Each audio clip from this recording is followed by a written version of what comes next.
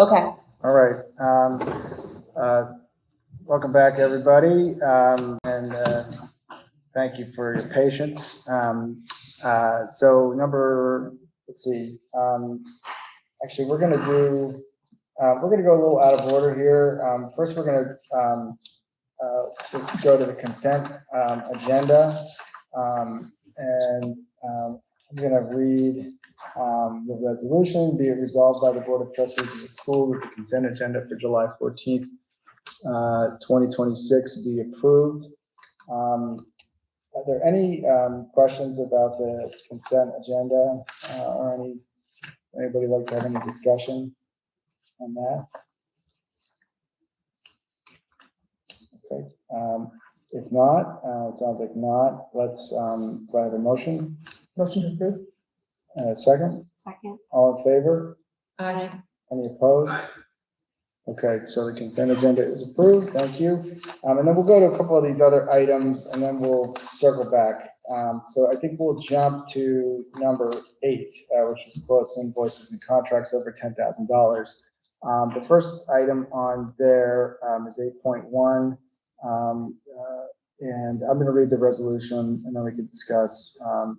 Resolution 2026-07-2229, be it resolved by the Board of Trustees of the school that the Gov Connection Inc. contract with a request of 8% padding for unexpected costs, $31,750.92. Got to get those 92 cents in there. Be approved. Questions, comments, thoughts? Anything? If there aren't unexpected costs, do we get to 8.8%? Yeah, it's a not to exceed amount. And just to clarify, I think you mentioned it sometime in earlier discussion, but these are these displays would be applicable for this building as well as they could move over to the new building.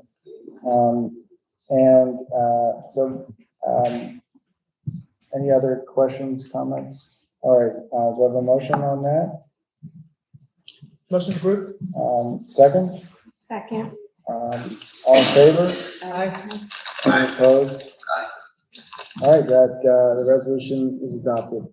8.2, I'm going to read that resolution, which is Resolution 2026-07-2230. Be it resolved by the Board of Trustees of the school that the AIU ESL contract be approved.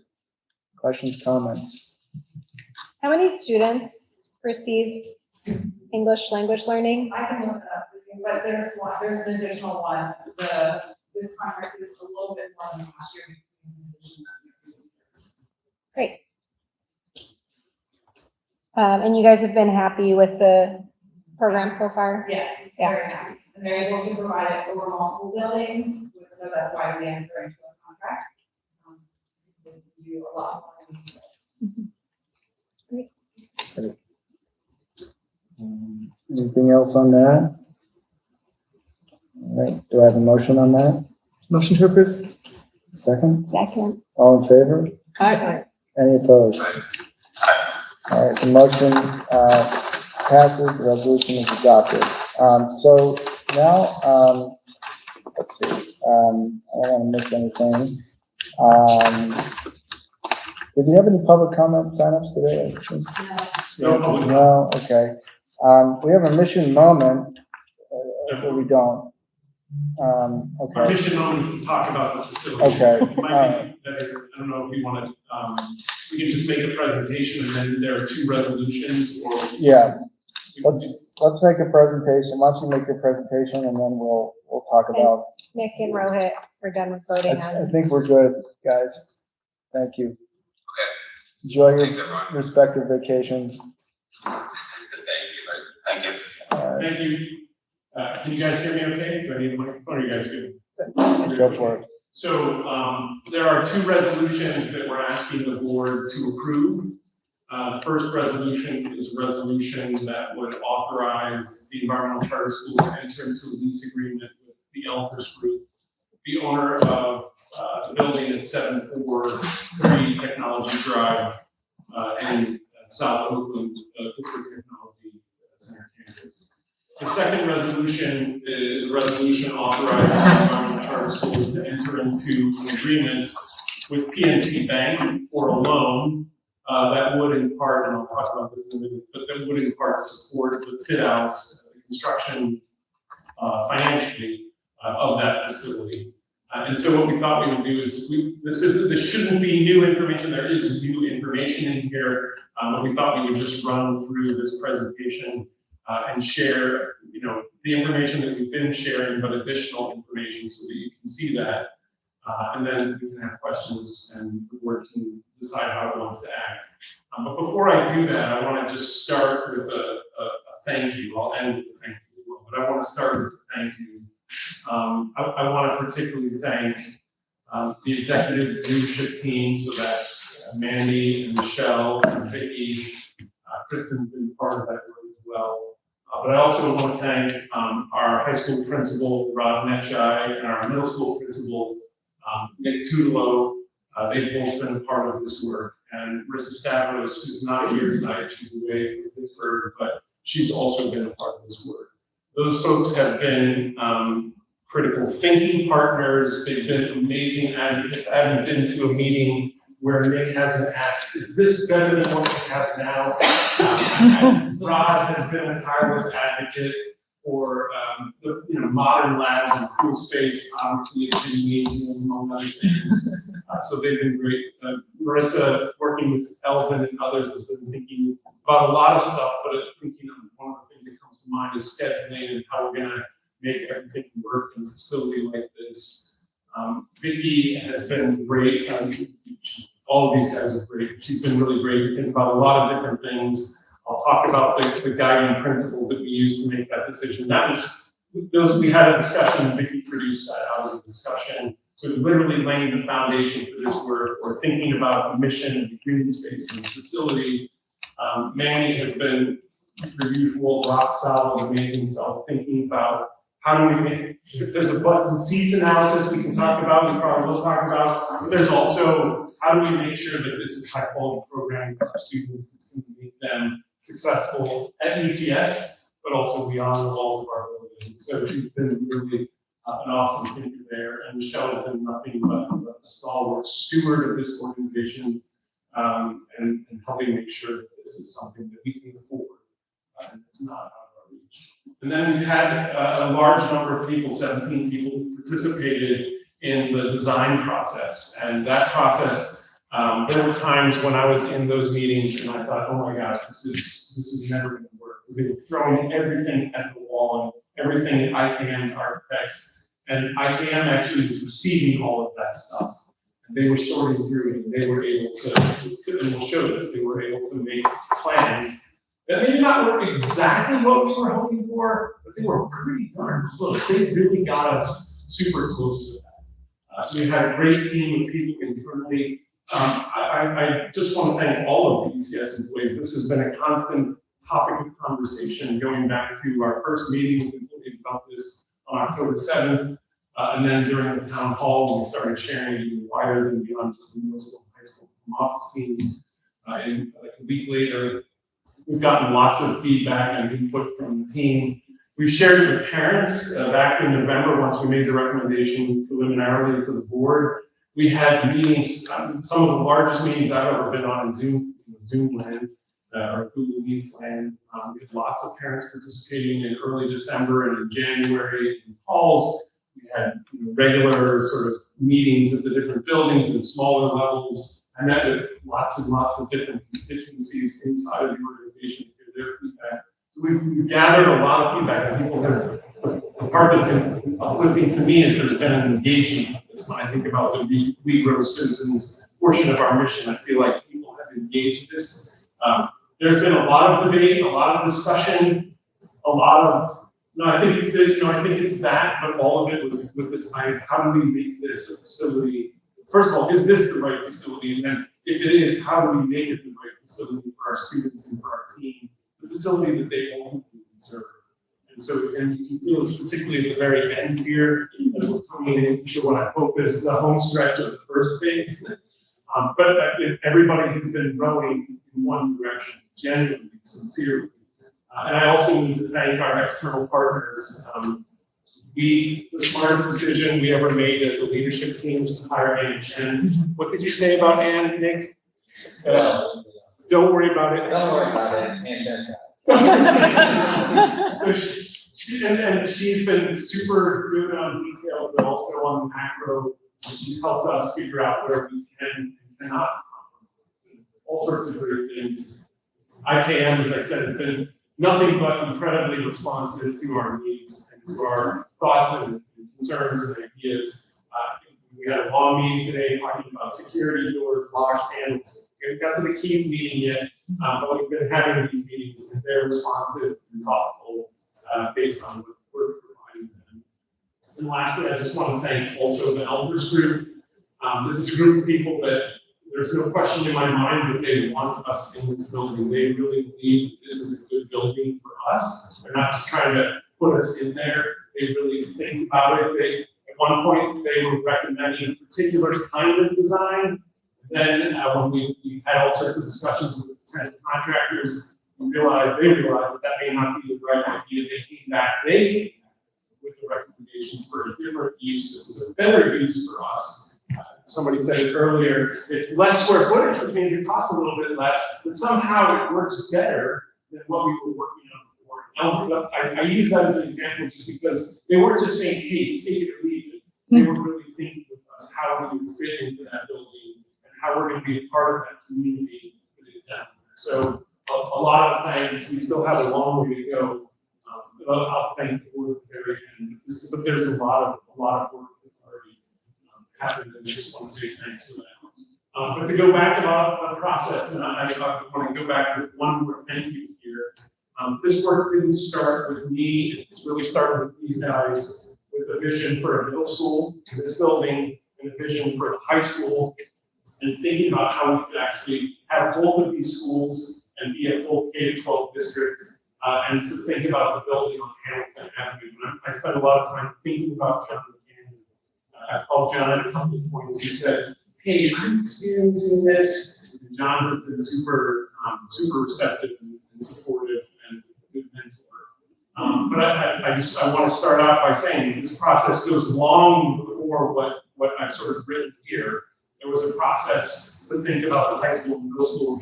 We've used this experience into this building and the work that the team did on Hamilton Avenue to think about a facility there. Everything that we've learned from those two processes has been folded into this one. And I can give you very specific examples and broad ideas about how that worked. So my point is, it didn't really start in the fall of 24. That's my point. There's a lot of work we're really building on, a lot of work a lot of other people have done. John and others have been these guys. We started though in 24 and really this kind of like this year with a clear goal of trying to figure out how we create long-term sustainable facility solutions for the environmental charter school.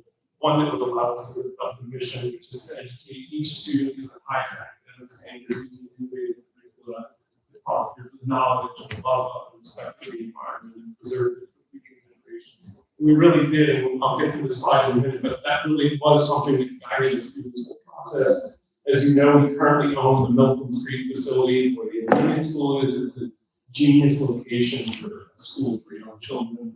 We also own the Braddock Avenue facility. It's our primary building. And that's another great beautiful building. People love that building. Our students love it. We just need a little bit more space. We currently lease this facility and we currently lease the high school. And in the fall of 24, we began exploring options for the possible relocation of middle and high school. We really began to think about co-location. That was something I was very worried about. That is, I thought it was something we should talk about. I was worried about it, having had previous experience where people didn't like that. And when we look at the surveys, that really is something parents here are very interested in. That's an exciting thing that we sort of came upon. In 25, in the winter, early winter of 25, we started to find, get proposals for property owners that would be interested in leasing to a charter school like ours. In the spring of that year, we reviewed those proposals, or we looked at those buildings really, and we visited them on paper, a bunch of them, and then we visited a bunch of them in reality, and approximately 10 sites in particular. As you know, by the fall time, October and November, we were preliminarily, we actually put in there, we actually had 3 properties that we were recommending initially. We shared that around the board with our team members, and eventually we recommended in October and November the possibility of moving to Technology Drive. And in June of this year, we formally recommended that, and our goal is to get the school open so that we can start serving students in that facility in August of 27, quite a year, a little bit more than a year from now. This is the facility that we've been talking about for quite some time. It would be a 92,112 square foot building. It would be 2 schools located in 1 building. On the left-hand side, where the glass entrance is, we have a 4-leaf sign, which we hope will disappear at some point. That would be the entrance for the high school. In the middle of the building, where you see that sort of V of concrete, the walkways, that would be the entrance for the visitors and people coming to see the school or whatever. And then on the far right-hand side, you can see it, that would be the middle school entrance.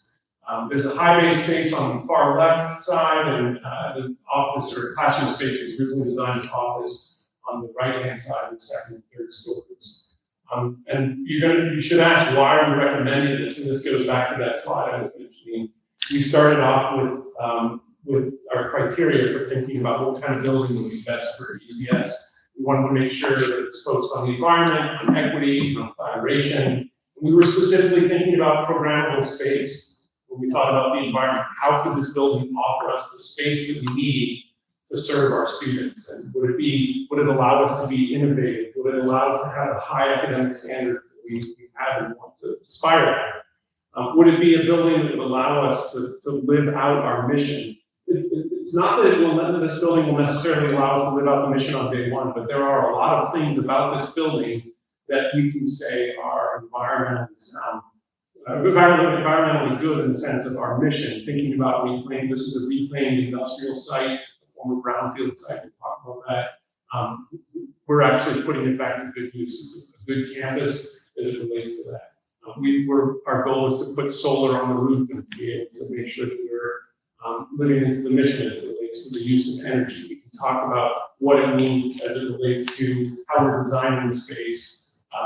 More light, there's a lot of light in the space, or more natural light, we look forward to sharing all of that. So there are a lot of ways in which we feel that this facility is going to help us get to a design structure that helps us better manifest the mission of BCS. And it's a high quality building. This is a brand spanking new building that's never been used. It was built and completed in 2022, and it's been sitting without any tenants since that time. So we're going to be the first users of it. It's a super high quality facility. We thought a lot about equity, and these are the things that we have here are the core elements. There are subsets and other things, but we thought about making sure that this building was accessible to students and families from across the city of Pittsburgh. And as part of that, obviously, there had to be public access, so public transit access. And that, as you'll recall, was one of the main concerns that we heard early on when we proposed this. There is a route refresh that's in process, and that's not finished yet. We're gonna have to wait and see how that plays out, but we feel really good about where that's heading and the potential routes that would serve students, both from our current population of students in the sort of eastern part of the city, but also students coming from the north and to some extent also coming from the south. And so the site is actually kind of centrally located, not just as you think about public transit, but as the city in general. And so it will be a location that will allow us to serve students from all over the city. There is open space and green space on this campus and on the space that we will be leasing. We'll talk about that in a minute, but that was a priority to us. And then additionally, access to community partners. This is a really interesting location. I forget who it was that maybe somebody talked about this being actually at the intersection of the city. It's technically in South Oakland, but it's really at the intersection of a bunch of different neighborhoods. We're just at the bottom, sort of under the shadow, essentially, of Uptown and Hill District. It's almost adjacent to Hazelwood. It's across the river from the south side. You have a campus of folks working at the Pittsburgh Technology Center, which one of our potential neighbors down the road wants to call a hot metal campus, and I think that's a great idea.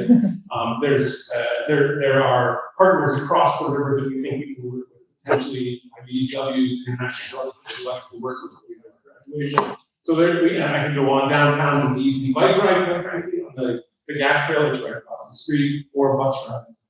So a lot of community partners and access there. You know, we want to make sure that we're collaborating with our staff and thinking about the facility that we do for them. We will do this is a high quality facility that will attract, hold our staff, but also attract future staff. We think it's good for the district and for the community. You can see the retention piece, I just mentioned that. And then all the stuff we need to talk about this evening, the lease and costs, the tenant improvement allowance and the ownership. So those are the things that we thought about. When we think about the lease, we turn to that for a second, and we talked about many of these things. There are a couple of things that are new. This is a 20-year lease, so it would start, if we go forward, it would start this year, it would exist for 20 years. We would have the option to renew it at that point for 5 years, and then again, if we wanted to, for 4 years, so potentially a 29-year lease for the environmental charter. The base rent starts at $23.50 a square foot. It's a total of 92,000. Oh, sorry, I said 119 square feet. There's an escalation on that. It would be 2.5% annually. So the first year that we would pay rent, we pay 2.16 million approximately, and in year 20 we pay 3.46 million. One of the things that's new here is we were insistent that ECS have access to green space. And so there was a lot of discussion about this, and eventually the URA, the owner went to the URA to get permission for this. They are going to be proposing to lease us 18,950. I think earlier I said 50, so I'm off on my numbers a little high. But that's the square footage of space. So you can see it in the lease document. That would be approximately $1.95 a square foot, and that would escalate over time. So the first year we paid 36,000, which was 37, and the last year it's almost 50,000. So that would give us complete control of that space. We've often talked about things like potential greenhouse, and that's a space where we've been using that as a thing. We're not saying we want to build a greenhouse, but we've been using that as a thing. We might want to do it somewhere. We might want to have above ground garden or something. We need to have that on a piece of property that we can control. And so that was important to us. Additional terms in the lease, we would be responsible for operating expenses. That includes, among other things, utilities and cleaning and all of that sort of security. But we would also be responsible for real estate taxes. This is a for-profit entity making the lease or signing the lease, so we would pay approximately $322,000 in property tax. That's an estimate of property tax assessed. We think that's approximately the right number. We still need to finish negotiating with URA around parking, but there is a garage across the street, like inside of the Pittsburgh Technology Campus that has, the property owner has access to, I believe, 250 spaces in that facility. So we're going to have to understand what the cost of that is, and then work to think about how that will work out for our employees. But that's something, that's one of the, there are many things yet to be done. That's one of the many things that we have to work on. But we're working on that. We have, in fact, meetings this week. The lease would not be effective until the zoning board of adjustment grants a variance. That variance hearing is scheduled and held on July 9th.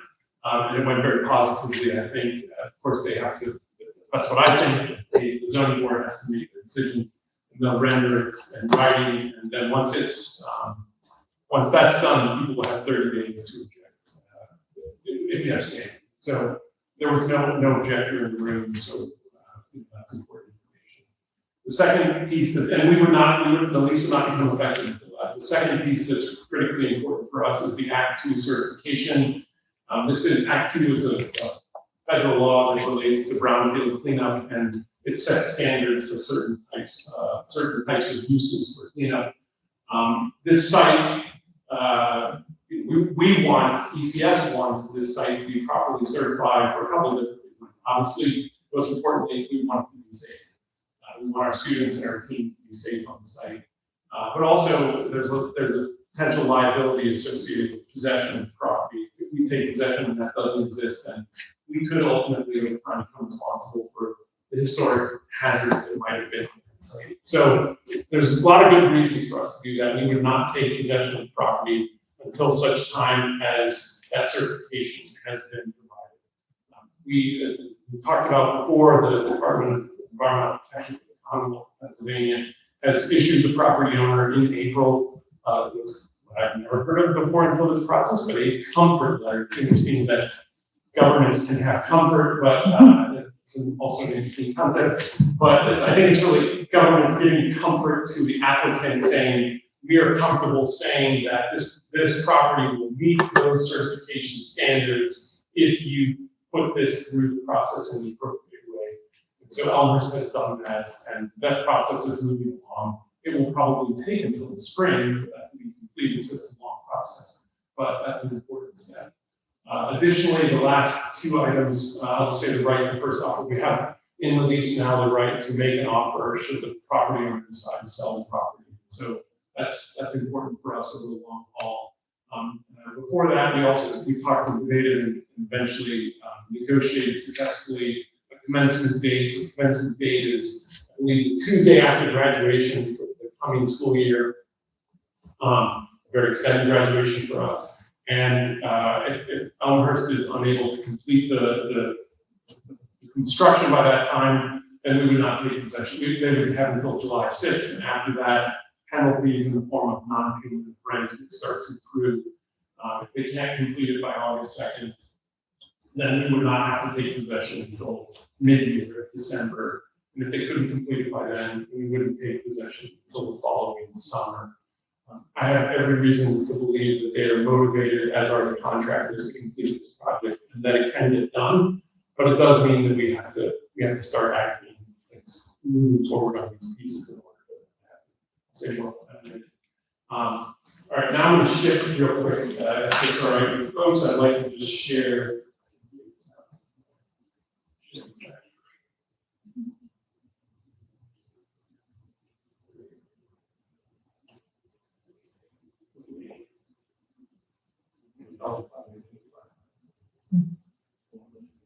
Thank you.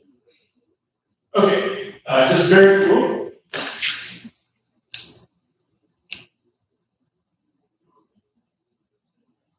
There. I don't want to go into great detail on this. I will note that Kristen just recently redesigned the website for the proposed campus portion of the website. People can find, it's not exactly this drawing, but it's a pretty close approximation to this drawing online, so folks can go and see this. But I just want to, maybe I'll just pitch it. So actually, can we do that? Is that okay? Can I talk to you before? I can, yeah. So I'll just say, this is the first floor of the facility. We've talked about this before. This is the first floor of the facility. Do you want to talk about a few things before you go ahead? Yeah, please. So on this first floor, looks like a greenish color on the left. Those are all high school classrooms. One of the things to note on there is that we are going to have a life skills classroom that will be a full permit for our high school students. So that's pretty important for us. We also have some shared spaces on that floor. We have a kitchen classroom, some small group ensemble space for high school, small group ensemble space for middle school, and then a shared large group ensemble space. That is an elevation of what's currently happening in this building. Our middle school is actually performing and practicing up there. So to have two separate spaces is going to be pretty exciting for them. We also have a whole gym that will allow for a divided space so that middle school and high school can have gym at the same time, which is pretty exciting for us, so that if we want to have a full gym for after school events or basketball games, volleyball games, we can. But then we also have the ability to have two gym classes happening at the same time, to facilitate. We have a wonderful cafe down there in the bottom right that holds students and has a wonderful line, and Vicky has developed that. It also has a small carve-out space for a coffee shop, so that our high school students can also learn some skills in order to make coffee, sell coffee, and work with the organization hopefully to think about the next steps of their career.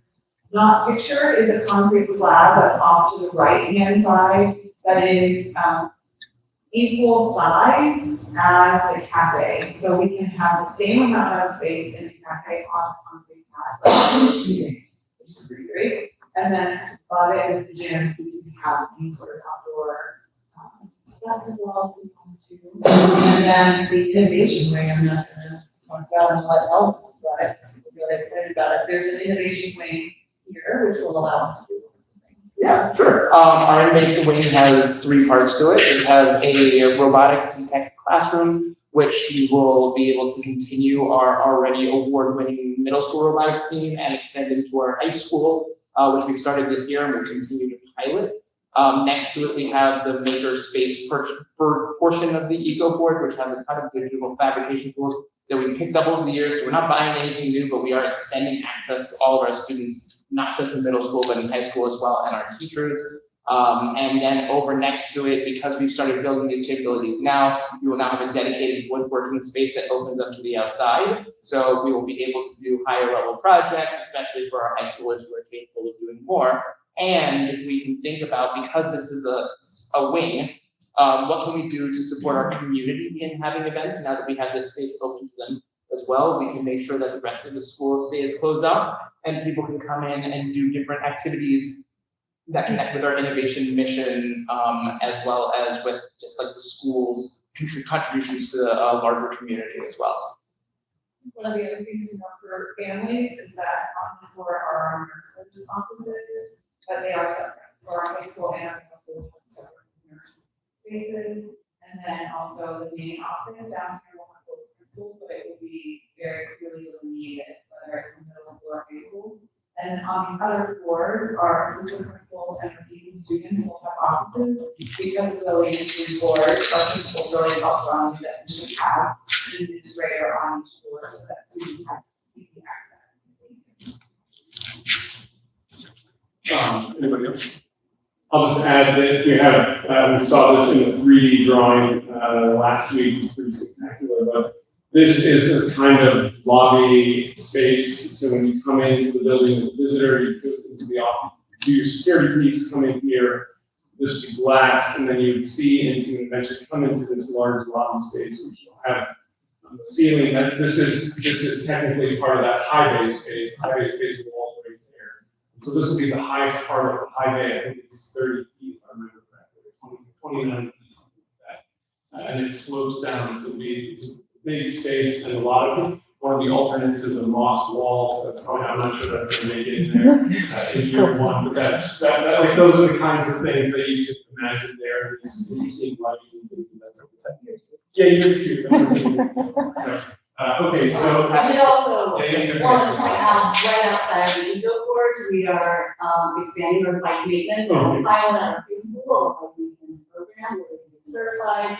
And so we are considering doing the bike cave, bike maintenance right outside, so we can share tools, but then also maintain the fleet of bikes that we have, because we had really successful bike maintenance. That we would love to expand, become really natural, bring the access to the city. That's right. Makes sense. The hydroponics lab, I don't know. Very good. Cool. So those are some high school spaces and some shared spaces, and then just very quickly, you can see here the high school is on the left-hand side in the darker colored spaces. This is a bathroom facility that divides the high school and the middle school. You can't get between it and janitor can be a set of doors here. But this is middle school on the right, high school on the left. And then you'll see we have a bunch of different classrooms here. And thinking about the design of the corridor, I forgot this, there's a beautiful space. And this is some feedback we heard from parents. This is a beautiful view of campus, the river, and the downtown sort of right there. So rather than turn that into a classroom, the parents recommended that we use that as some sort of space, a communal space. And so it's a literacy lab, a literacy lounge now for high school students. And they'll have this beautiful view. You can imagine students sitting there reading, working. I'm sitting there reading, looking out the window, enjoying the view. they're more disciplined. But it's really a great space, and we have some office space adjacent to that, sort of help use that space. Yeah, so there's associate directors who for instruction for middle school, so that's a place on basically side down this floor and then middle school throughout the top floor. And so it'll be a space for teachers so they can go. Those folks do not currently have like their own individual space, they're in home office right now. So for teachers to go meet with them, it is more public, so this would be a way for them to have easy access to their coach, essentially, to have one-on-one conversations. That might be either really like exciting and positive, they want to try something out, or something that they're struggling with, and they don't really want to do that in a strict space. So, also thinking about our teachers and the middle school counseling suite is on the side, and both buildings, middle school, high school side, each have their own staff. Just really quickly, so.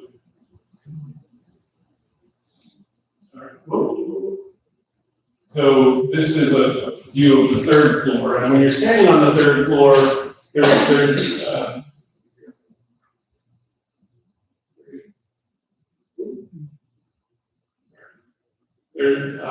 are a set of windows here.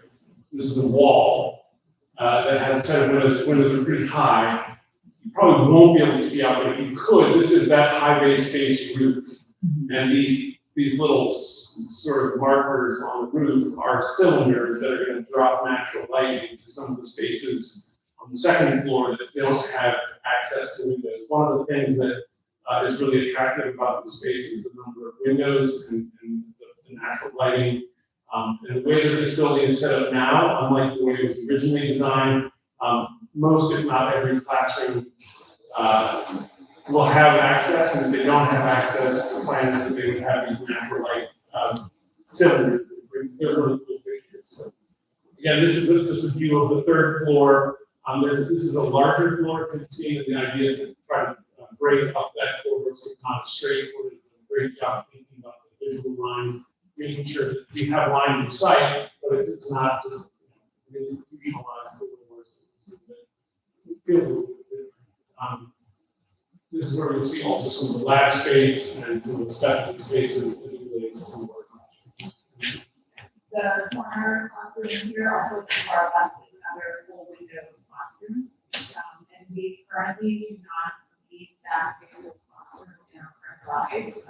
We obviously will use it. The idea is to potentially use that as a flex space where we can have people check in that space, check out that space, to try it out, to see what in there, because it will have two full walls of glass.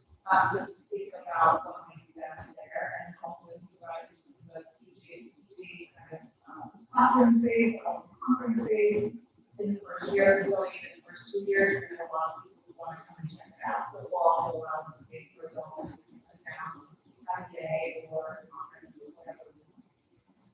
It's a pretty exciting space. I think everyone's going to want it. Yeah. But no one. So,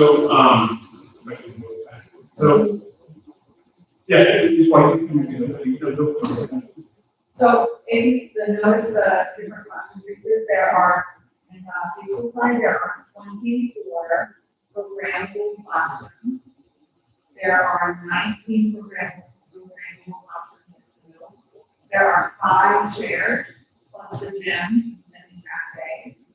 There are also some resource options that goes into account, also life skills. So when we're thinking about designing a building, we want to make sure that we don't have just enough spots for every student across one walk of time. So if I can quick math, in terms of 24 programmable spaces, and we had 22 students in them, that's 528 students. So that is more space than we have students for. So we'll be able to spread out a little bit more and have other options. So we don't just have to have a math and science literacy, social studies course. We can have other electives. We can have innovative programming. We can try things out. We have the space and our high schools for that. And then on the middle school side, we have 19. If we do that in 22, that is our current class size in 22. 19 times 22 is 40. 418. So that also does take into account any of the shared spaces, the cafe, the gym. So we want plenty of space again in middle school for everyone, every classroom to have their own classroom. Every math has their own classroom, we know that every social studies, raw has a space, art has a space, PE has a space. So there are lots of added benefits to this building than there currently are in our high school for sure. And then our middle school will have a little bit more healthy. And then, just to add on to that, I think, traditional schools tend to overschedule their specialized spaces, and so specialized spaces come to really meet the needs where students have passions and interests and be able to tailor so that they can integrate that into the content, and when you have class sizes, it's hard to do that. So now that we have the specialized spaces as additional spaces, we can really go on an agency and advocacy that we're working towards for 6 to 12 as maybe K-12. And I think you have to maybe share this already. This whole way we're talking about this K-12 year, how we're thinking about our roots to River and our in our K-12. They're building their curiosity, and by our middle and high school, we want them to build agency and advocacy and and so in order to grow citizens, we want them to build independence in those specialized spaces, and that means not oversight. We actually built that into our schedule this year. Where we have our robotics teacher, our remix teacher sharing the schedules, so we can be off. Currently, that would rebuilding for students are going to compensate if they are in 6th grade. And don't have access to it through class with them. Because of these times when you provide it. And this rest can be given to you, or they can compensate. Very good. So anything else about the building? I just want to point out the thoughtfulness that you're hearing here about different things is just a glimpse. I mean, I was hearing it today when we were talking about filming windows, like we film on windows and doors and kind of handles. And I mean, so like at the high level and at the detail, low, small level, these guys have been really thinking intensely. I mean, lots of people have been thinking very intensely about how to fit this building, make it again a building that our students deserve. And so the next question will be, well, how do we pay for this? And I just, again, this is important. Thank you, this organization, and this is thank you to the board. It's also a thank you to our CFO, President, and so thanks to predecessors like John McKinney. This organization, all the people that currently work, there's a lot of thinking about the stewardship of the resources. Those folks have put ECS into a really strong position. In May of this year, Michelle and I put out a request for proposals for banking. We had started a conversation with approximately 6 banks back in February. We engaged those banks in conversations. Some of them, many of them do ECS, some of them do. We were sharing information about who we are, what our mission is, and what we strive to accomplish. But we also shared with them financial information, audited statements, and all the fun stuff. And we carried that conversation through May, and we issued a request for proposals. And that proposal, or that request basically said, hey, we're looking for someone that can help us be a banking partner. It can help us on a day-to-day basis with our treasury management. It can help us with this project. We really think we're going to need support for a really great project, and we're looking for someone who can be creative with that. And when we got the proposals back, we reviewed them, and it was very clear that PNC, the hometown team, so to speak, had probably the best, not probably did have the best proposals, the most competitive proposal, and it aligns most closely with our long-term goals for sustainable facilities. So they're proposing a loan of up to $18 million. That loan would not pay for all of this, and part of it would pay for construction. So just want to be clear about that. But some of it would pay for the construction of this facility and fit out our portion of it. It would also cover things like furniture and equipment that we need to use to put into this building. It would exist, refinance existing loans approximately $1.9 million. They're proposing that during the period of construction, we would pay interest only. So that's approximately, hopefully the construction will be ended by June 15th, and we're moving in. So that's our hope. And then after that, we would do principal interest payments, amortized over 20, essentially amortization of 25 years. We do that for 2 years. The interest rate would be, Michelle's not here, I'm sorry, she can't speak to what the SOFR is, but that's a standard Federal Reserve rate for 1 month plus 2.25%. So that's what they're proposing as it relates to the finance. Second last piece, we, as I mentioned earlier, we're waiting on zoning. We expect that to come in late July or early August. As soon as that comes, construction permits will be, that process will start. And the goal is to start the construction on August 28th. It's a very aggressive timeline, quite frankly. And I just want to call attention to that. I'm sure some people here know better than I do, but that is, I've said it a bunch of times. Yes. I don't need to say it again. You should say it again. It is an aggressive timeline, so that's also why we're here.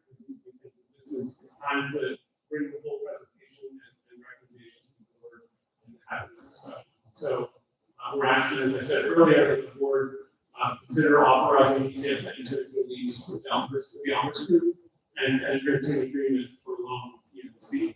And then the last thing I'll say is we're here for questions and discussion, but before I do that, I do also want to thank the board. This has been a long process. And you've been nothing but incredibly engaged, first and foremost, and been thoughtful and critical.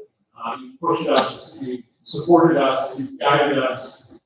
Sometimes when I'm calling about, oh my God, what do we do next? You guys have listened and supported us in that way. We did a lot of different things, and I just want to express gratitude for that. We can still go forward, we still have a long, either way, there's still a long way to go. But getting us to this point wouldn't have been possible without the board in all the different ways that you engage in this process. It's great for all of them. Thank you. Questions, comments?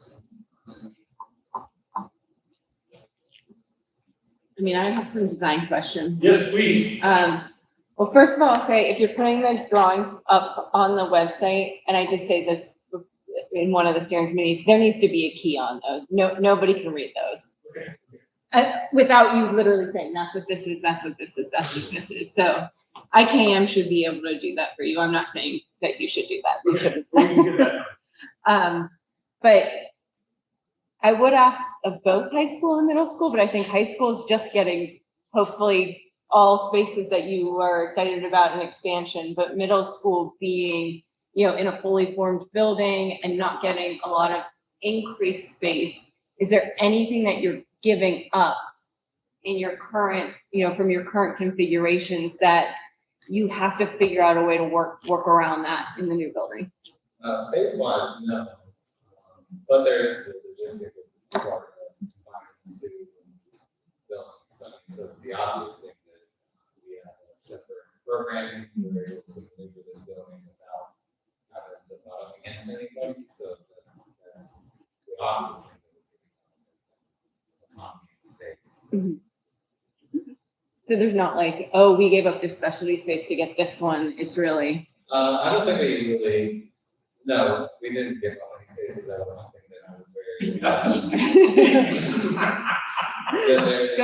There was not a. There were a couple of moments. We had to find a space. We didn't put anybody in the park. But we don't have anybody in the park. Yeah. So no, space wise, people gain stuff that we didn't think they could gain. Like our orchestra space that is very large. Drama has its own classroom, even though we thought we were going to have to cut that. Science still has a storage space. The room, some of the rooms are way bigger than they are here, which is also shocking. That's great. So you don't feel like our you're. board meetings. I actually gained the ability to schedule in a more logical manner, where if 20 kids want to take this class, they can take that specialty class versus like, I'm sorry, there is no way on the planet that there are 20 people fitting in that room, which is a lot of the rooms in this space.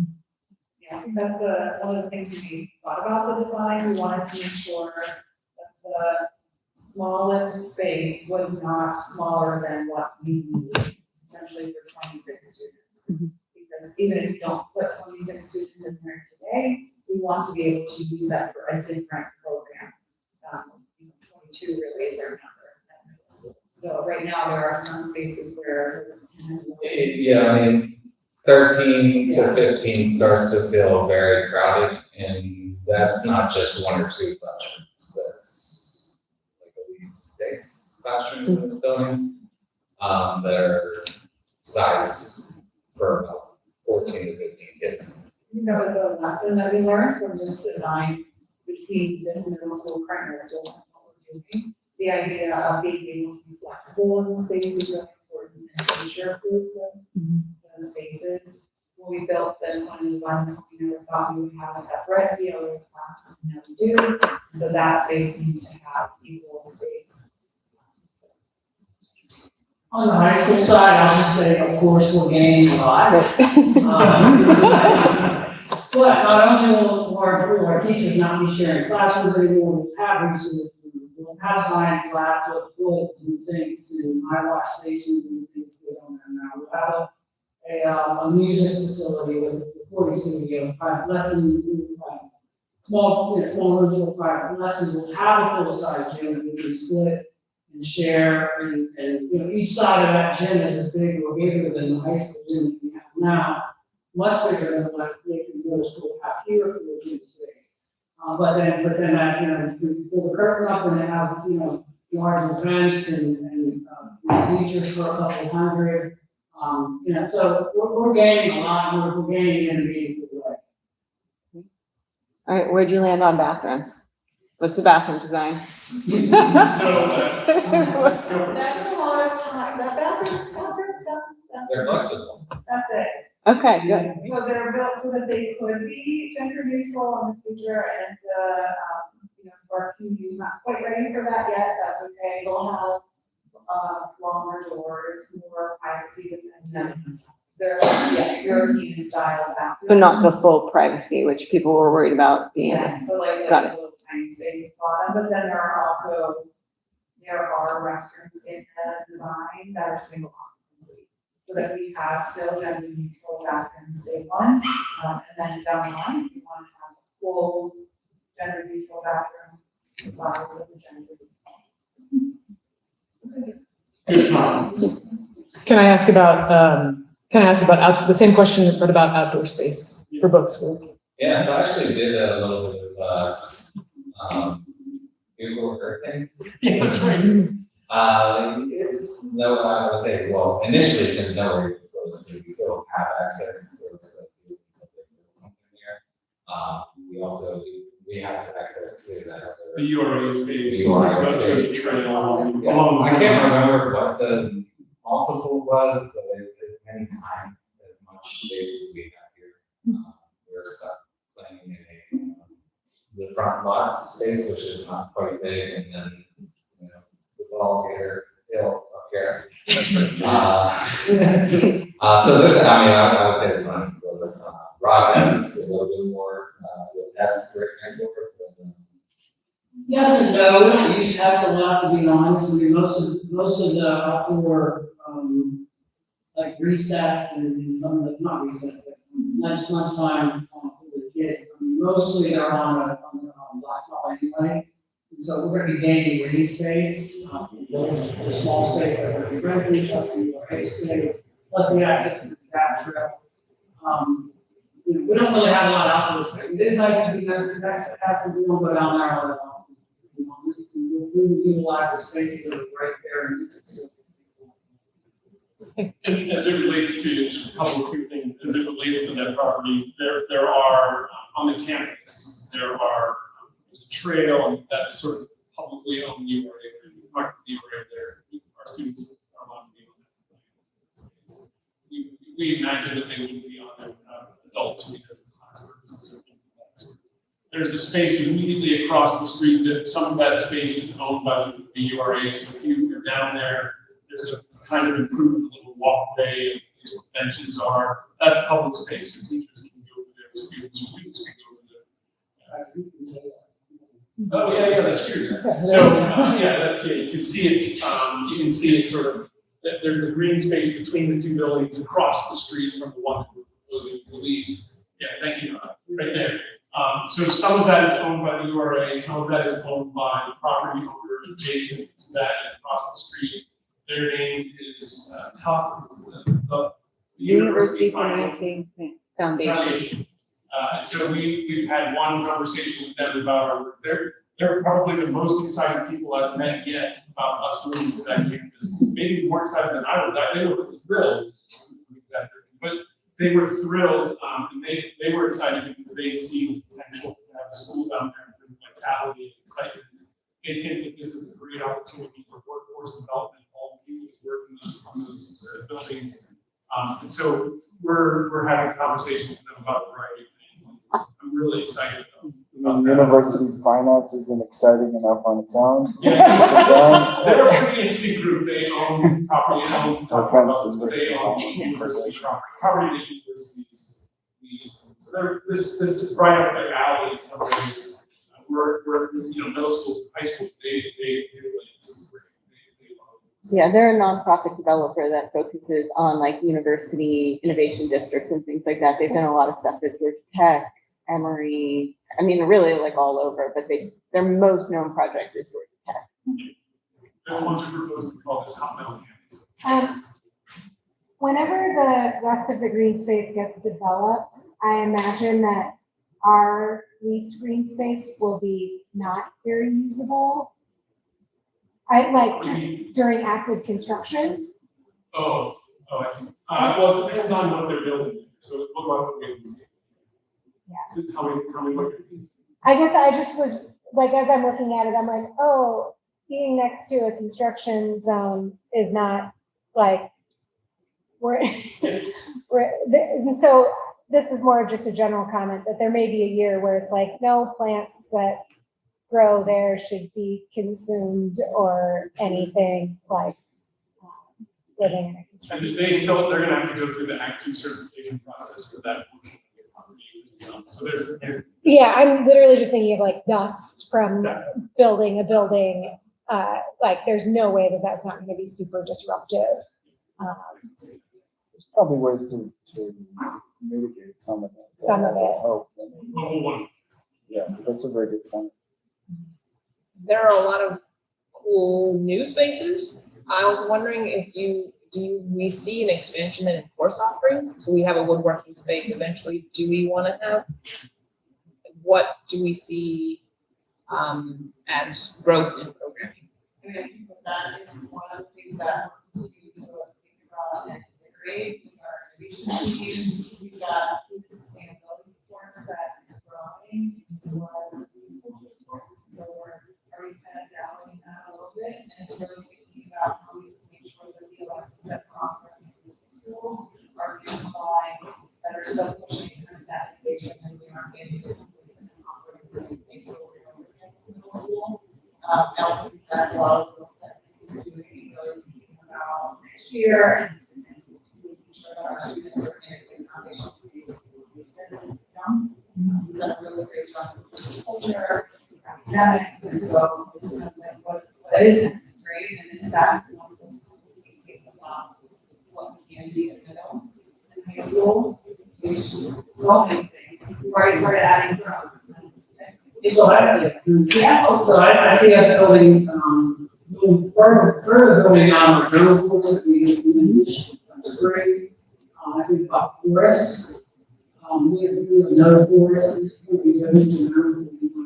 That's something that we will have the space to do. And we'll have with the students, the ability to as well. And I think about internships. We need more centralized in the city as we scale up and have more kids.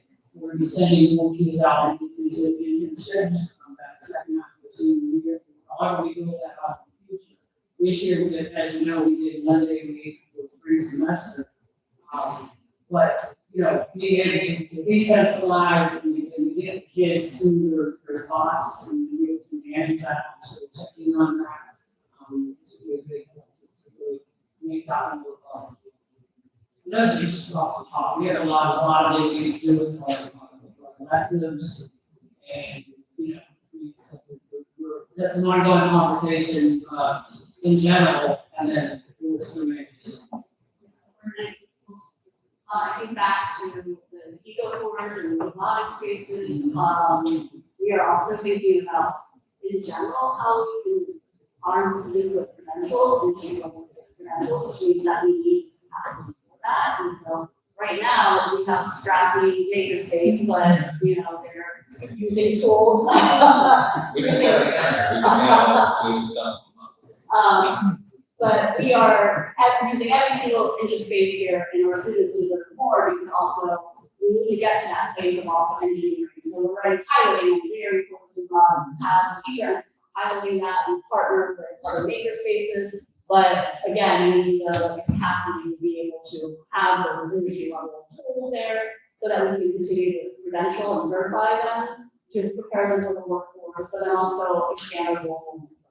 So we are committed to Chatham enrollment, and we were just talking before this about how we can continue to expand that, which also needs space within. So even though they're going off-site onto campus into Chatham, there might be college and high school opportunities, but then also having things like that literacy lounge is key for something like dual enrollment, because it helps support tutoring, study hall spaces for students to start building that. And I also throw in too that I think that as we build these two schools for our middle school and our high school, our kids will stay in their separate zones and go to their classes, but our teachers are free flowing. So we have these amazing opportunities for vertical alignment that have already started in like different places. For example, you could see how I want to shout out Vince Angelo, who joined our design team and reached across the high school to the middle school to learn about what the program, our growing band and orchestra and music program could be, as we think of it from our 6th grade all the way to our 12th grade. And that's what we want to do across the board as well, create a unified K-12 vision. And this is one big step in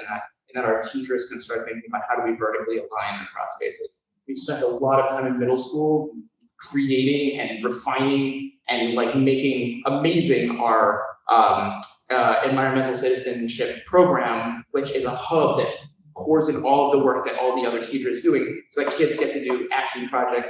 And also in high school, they've been working with the GC track, the Global Citizenship track, to do the same, wherein they started doing more with different project-based curriculum that they pushed out, and this year they joined our EC kids in the Green Roots Festival and getting scholarships and awards for their work. So It's great to work. Thank you. I would like to point to also the middle school and, you know, what we've done just like in the last year with the opt into different courses. So just like last year, we've done a number of courses that students get paid throughout the day. So that's work that was all leading up to this. Could we talk a little about transportation? Absolutely. And let's, for this conversation, assume that the routes that we would like do not go through, because I think we should plan based on our existing stuff. How are you thinking about, I guess, there's a little bit around the routes. Clearly, this is centrally located, but also like in a zone that doesn't get a ton of action right now. So how are you thinking about the routes? And then also, I guess I'll ask my second question after. Okay, so the first thing I'll say is, I think you're right, we can't plan for the refresh. And we're not gonna, like, I've used every personal connection I can to see what I can gather. We're not gonna get that. We'll know. But I wanna just emphasize a few things here. If you go down to Hazelwood Green, I don't know the number of housing units that are being built there, but it's not a small amount of housing that's being built there. So you have housing that's being built just down in the Second Avenue from here. You have Pitt and CMU have facilities down there. We're hoping to be there. There are a lot of things that are happening in that location. So I'm not saying that we should count on the route refresh, but I am saying that we have good reason to believe that route refresh is going to work. So I just want to emphasize that. And we do believe that the couple of those routes in particular are really essential for that refresh for the city, not just for ECS, and that they're really beneficial for us. If that route refresh doesn't go through, then we would anticipate, this is what we talked about at the beginning, that there would be, the city, the thing about the route refresh that's interesting and important is that it's essentially shifting hub focus. So instead of having just downtown as the focus, they're shifting it out, some of the routes out to Oakland. So if that doesn't happen, then it's a question of students routing through downtown. And so that, this is what we talked about when we first made this preliminary recommendation. It'll be a longer bus ride for students from the east end of the city, but it would be a shorter bus ride for students coming from the north and from the south. And the fact is those routes, while they're not exactly the equal distance or time, they're much closer than they would be otherwise. And so we think that there's a benefit from the centrality of this, right, as far as the city's concerned. But again, most of those routes would take kids would have to ride into the city, and then they would ride either the 56 or the 57, I think there are two of them that ride out, and there are literally stops right at this facility. And they would have to ride those back in and take routes out from there. If the route refresh does go through, then we would see students coming from the east end riding, it's now the 71D, which would be rerouted down to this location. Just note and additionally, by the way, there are also benefits as it relates to the north side. There are better routes that would make it easier for kids to get access to the 56 and 7 and take them down 7th Avenue. And there is a route, I believe, from Carrick that would make it easier for kids to get down to Carrick. So we think that refresh actually is very important for us. I will say a couple of other quick things. We're essentially providing PRT with we're buying passes for every one of our students. So that's a lot of students who will be buying bus passes, who will have bus passes for PRT. So we make sure they do that. So we think that's important. And one of the,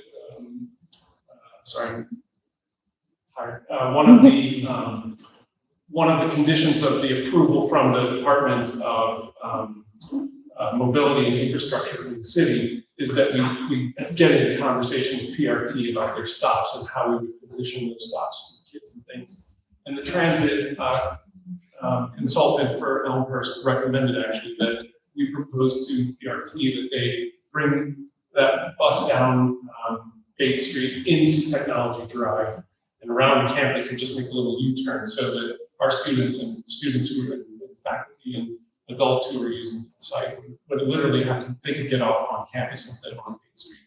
So I think the point of all of that is I think we would have a lot of work to do if that route refresh doesn't go through, and we would do that. But I still think it's a centrally located facility that provides equal access to students across the city. With the route refresh, it strengthens our ability to hold and retain students in the east and to attract students from the north and students from the south. Gallon. So the second part, would be around student safety and, I think that we could imagine that kids running late, they catch a different bus, whatever, there could very likely be kids walking down Bates, even if we have to stop in front of the school. We're going to strongly discourage that until Bates gets reconstructed. We can't stop that, but we would strongly encourage kids not and adults not to use Bates Street. I would discourage that as well. But how are we thinking about student safety? Yes, so a couple things. We just learned this. This is and when we were talking about budgeting, and we are going to be paying for a school zone on 2nd Avenue. So this is another condition from Downey. And we're thrilled with this. So there will be a school zone on 2nd Avenue. I'm sure that will generate an immense number of comments to council members that represent that area. But that's, I think, a great thing for 2nd Avenue. And I think it would be a really great thing for our team, for our students, quite frankly. So that's one thing. And then we are thinking, I'm thinking about safety with transportation. So there's a lot of safety, but that's the thing that's in my head based on the question. We're also going to have to think about positioning of potentially a bus shelter, where that would go, and how we're going to get kids to and from the shelter. There is a pedestrian crosswalk, so if students do have to cross 2nd Avenue, there are 3 lights for this campus. Each one of them is pedestrian signalized. we're gonna have to think about, is that sufficient, or do we need more? We can lobby the city for crossing guard and talk about that. That's something we might want to try to do. I'm not sure if we can get there without it. Something we would consider working on, obviously. But then the other question is, what are we going to have to do as a team? And is there stuff that we're going to have to do to figure out how to make those crossings safe? And so we'll be developing it. I would put that in the category of, we've definitely been thinking about it. We don't have the full plans yet on how to do that. Yep. Some of it will come back to when you start these conversations with PRT. Is the route refresh coming through? We want that answer. Let's talk in July. But then also, if it is coming through, can you reroute it down Main Street during technology drive during period school operations? And I'll just also say there's going to be a whole question about, in my mind, there should be a question about, like, are students allowed to just sort of walk around campus after the day, or are we expecting them to leave and go home? How are we? Those are a whole bunch of questions that we still have yet to answer. And I think these are things that we'll be talking about as we go forward with the steering committee and sort of working through that together with our team and families. You spoke a little bit about kind of the Act 2 ground soil quality being addressed. Then how about can we talk a little bit about air quality? And we also heard a comment about also sound levels just being reduced. So those two, how do you think of this? So on the sound level, actually, we were just talking about this today. Which meeting? There are a lot of meetings about this, but there was a meeting today looking at so there are some translucent panels on the 2nd Avenue side of the facility. It's just a sound. Mm-hmm. I've been down there. There's a highway. You can hear the highway. There's no question. I wouldn't say that it's going to be terribly disruptive. But if you're trying to run a music class, we want to think about how that class has the appropriate acoustics. And so we've been looking at architects looking at that translucent paneling, things that have the right sound proofing capability, or do we want something different? So we spent time looking at that in the building and thinking about what we're going to have to do with this. I think it's going to be perfectly reasonable to, if you walk on that campus, you can definitely hear a highway, but you can still sit down and read a book, or you can imagine teachers having their eyes outside doing work. I think it's important to point out that air quality, this is a highway, so to your point about air quality, it's an important consideration. We've been looking at that. I think I've mentioned this before, but somehow I think it was Nita, when I first joined here, asked me if we could put a purple monitor at the school. And I totally actually forgot this as like an early thing, and it came along. I'm like, that's a great idea. I love that. I used to work in the health department. I used to actually have an important kind of role with air quality as a manager. So yeah, that's a great idea. So we have a purple air monitor. Stan had to remind me we had it at one point. But we have a purple air monitor here at the middle school. So you can see air quality here at the middle school. And I actually contacted the monitoring, the head of the monitoring program at the Allegheny County Health Department, David Good, and asked him to help me understand the purple air monitors that surrounded this site. And David, really smart guy, sort of helped me understand that there are 3 purple air monitors. Purple air monitors, I should just point out, are just citizen tools. They're citizen monitors that you can get. Anybody can get one. Sometimes you have to pay for it. Sometimes you get people to pay for you, but they're out there. We have lots of them in this region. Not surprisingly, it's a great thing. There are 3 purple air monitors that sort of help triangulate this site. It's really interesting. So there's a monitor sort of to the north and a monitor to the south. There's a monitor up above, and there are monitors actually on the south side that you can look at. So I don't do this every day anymore. For a while, I was doing it every day. But you can go on the purple air monitor site and see the monitor here and see the monitors around that site. And there's not much difference between what you're seeing here on an inversion day. Actually, in some ways, this location for an inversion day in Pittsburgh is worse because we're sort of sitting in a lower bowl kind of geography. And so that inversion has an impact, a kind of stronger, tighter impact here than it would on a site where you have an open river with air blowing up the river. So, but you can see that on the monitor. And I think the other thing that I've mentioned before is that the county does run a roadside monitor for Parkway East, and so we can watch. It's primarily for PM 2.5, which is the thing I think we should be particularly concerned about. And you can see that roadside monitor. It's technically at the Wilkinsburg exit at 376, but that is the monitor that covers our metro regions, not just Pittsburgh. And it's pretty much the same.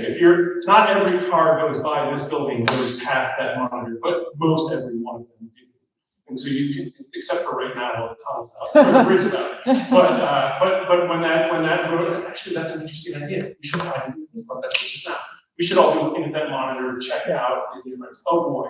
But anyway, but the point is that monitor is also a good measure for us to understand the impact and if there are things that are happening. I will say we are also looking at HVAC systems that would have higher levels of filtration, thinking about what we need to do there, not only for PM 2.5, but for VOCs and other things. So I feel like inside the building that'll be great. Outside it's going to be Pittsburgh. But I think we can monitor that. And the last thing I'll say about the air quality. Oh, there's another thing. So Lindy Paving, and there's also I think it's called Metal Tech. Lindy Paving has a permit with the county health department. It was renewed in May of 24. I remember because I was the acting director at the time. And there were a lot of folks from the uptown area who were upset about that, rightly so, because people, the airflow for that site, it's mostly flowing and delivering the smell of asphalt up onto the hilltop there. The health department has provided a permit that restricts and like all air quality permits, it allows the company to do their emissions, but to a certain level. And it's a good permit. I forget, I think it's 5 years or 10 year long permit. So it's in there. We will certainly be monitoring that. If we smell emissions or have issues with emissions, we'll be contacting the health department. And the same would be true for Metal Tech, although I think there have been absolutely zero complaints about that last I checked. So I think another point to make here around air quality is thinking about our environmental mission and this location. This is a reclaimed steel mill site. It's a reclaimed brownfield, and we think that is actually an important part of what we want to help our students understand, that these sites exist, and we need to think about how we're going to use them in the future. We can't just throw them away. And so we really want to embrace that. And I think as it relates to things like the soil and stuff, we want to make sure that story is told and known and understood. Not only so kids are aware and safe, but I think more equally important so that they can think themselves about the future. And then relatedly to air quality, I think I'm hopeful that at some point we can actually be a site for monitors and that we can actually do some work as a school and particularly our students around air quality. That we can use our time there to really think about how we impact air quality in this region, which is obviously for me and I think for all of us a really important issue. That's a long answer. Thanks. I appreciate it. That's very helpful. All right, are there other questions at the moment? If not, I'm going to suggest that given the hour and given some of the other issues we discussed, I think we should consider recessing the meeting to be resumed at a future date. We have a couple of things left on the agenda which we can address at that time. I think what we discussed was potentially recessing the meeting until 2 p.m. on Thursday, July 16th, 2026. Virtually, we put a link on the website, and that would be the time when we will resume this meeting. So, is there any objections? I think now is a good time to do that. And if there were to be a change, we don't anticipate a change in that time or date. That would also be put on the website within reasonable time period. So, just so anybody's aware. I would just say that we support that. We think this is a really important decision. This is an opportunity for the board to consider carefully the matter of government. We support that. Yeah. Okay. Yeah, I appreciate that. Any objections to that from anybody here? So that being the case, before we do that, I do want to echo what you started with, I think, Patrick, which is to throw it back to you and your staff, you know, and others can feel free to echo me, but I think I can say that I speak on behalf of the board, really thanking our staff, the fact that you're all here and given the hour and everything, and that you've regularly been here, especially these last few months, to give us, to answer our questions, give us these updates, give the public who are paying attention to all of the things we do, all of the information and just all the work and time and care, I think, that you put into this. I really, you know, it just speaks volumes, and I think that it will show in the ultimate product that we get here. I'm confident of that, but I do want to thank you. I think it's not, you know, it's not every day and every public. Having worked in government for a long time, it doesn't always, you know, it's not always inspiring, but this has been a very inspiring process for me, and it's a testament to your efforts and you know, from a wide variety of people, and I really appreciate it. So I just wanted to tell you that.